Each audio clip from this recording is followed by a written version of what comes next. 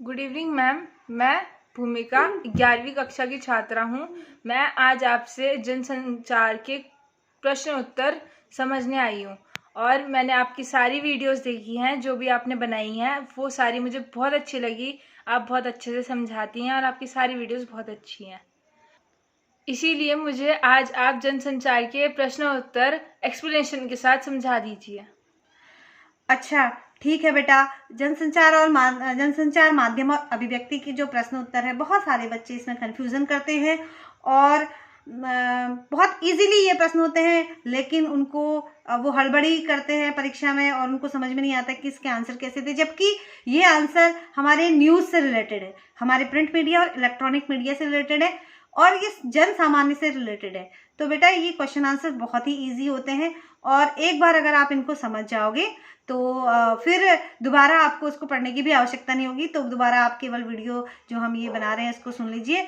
और इसके अलावा आपका मैं बहुत धन्यवाद करना चाहती हूँ जो आपने मेरी वीडियोस देखी, आपको मेरी वीडियोस पसंद आई और आप मेरे यहाँ पर उपस्थित हुई मुझसे पढ़ने के लिए।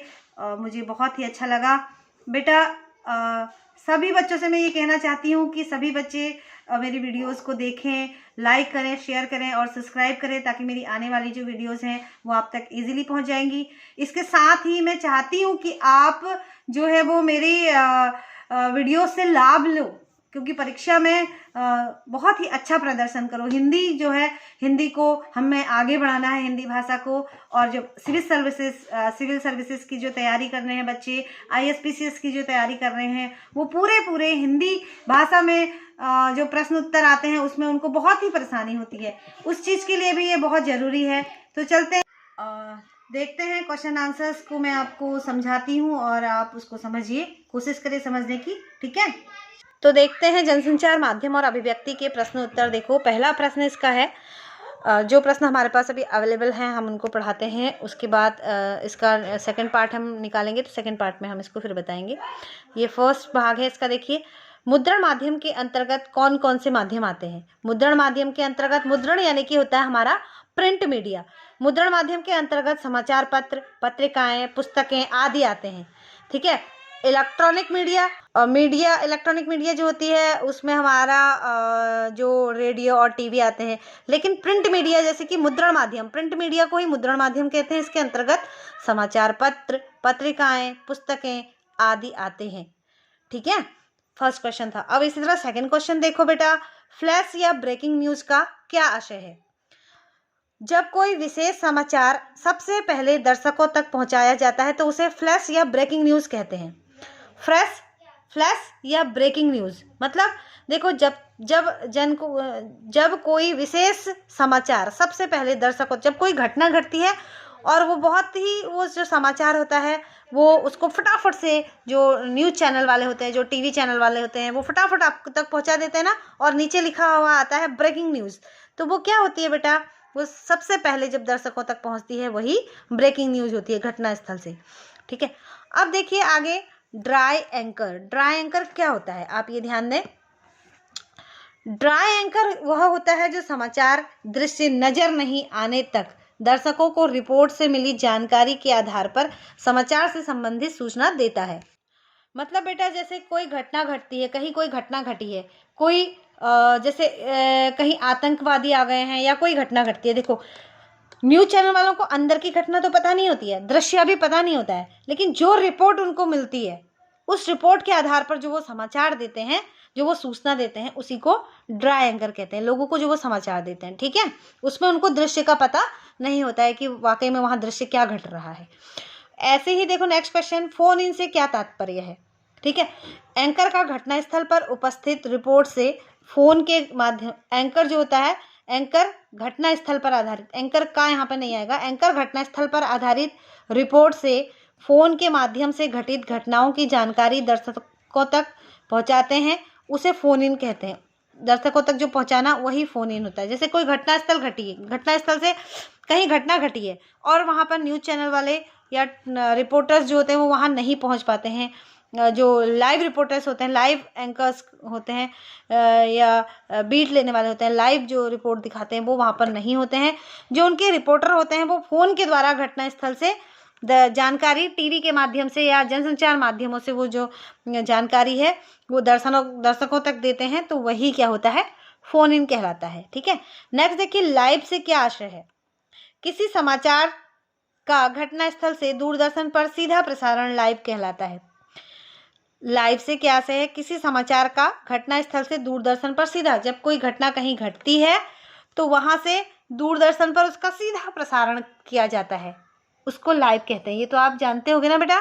ठीक है, अब देखो अगला क्वेश्चन, अगला प्रश्न देखो, जनसंचार के प्रमुख माध्यम कौन कौन से हैं। अब माध्यम जिससे संचार किया जा सकता है तो वो कौन कौन से माध्यम है, देखो समाचार पत्र, पत्रिकाएं, रेडियो, दूरदर्शन तथा इंटरनेट।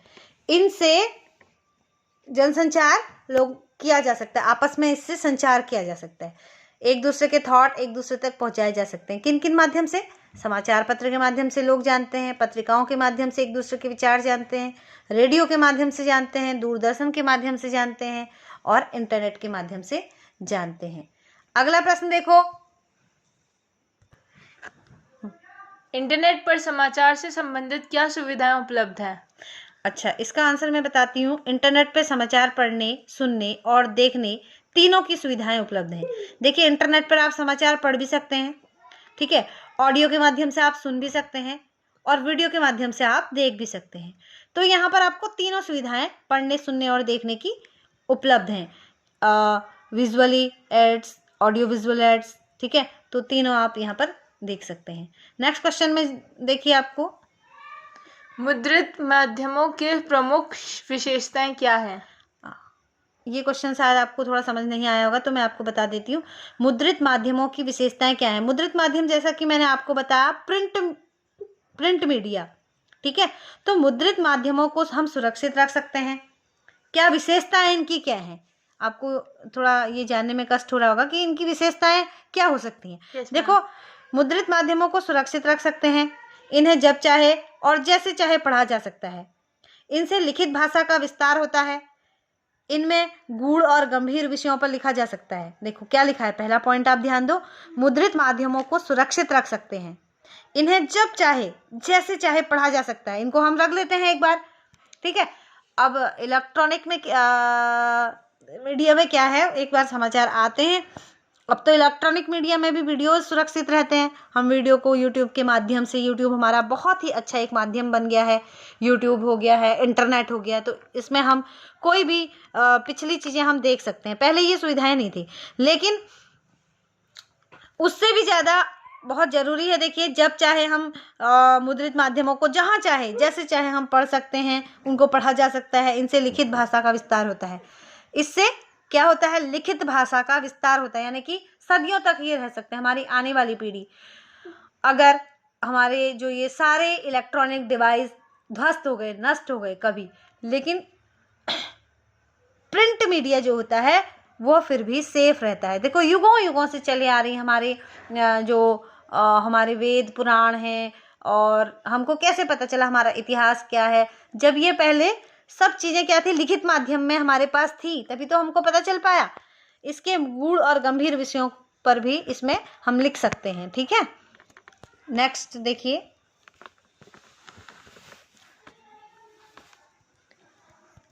रेडियो कैसा जनसंचार माध्यम है, इसमें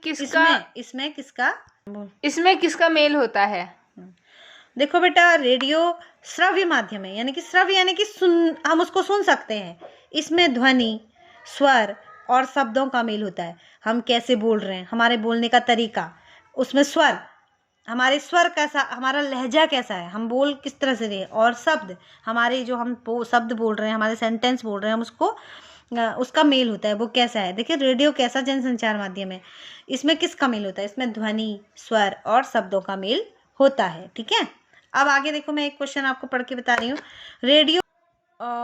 देखो, रेडियो समाचार लेखन के लिए आवश्यक बिंदु क्या है। अब आप देखो, रेडियो समाचार लेखन के लिए, जब रेडियो से समाचार आते हैं, उसके लिए आवश्यक बिंदु क्या है। रेडियो समाचार की समाचार कॉपी साफ सुथरी और टंकित होनी चाहिए। टंकित यानी कि टाइप्ड।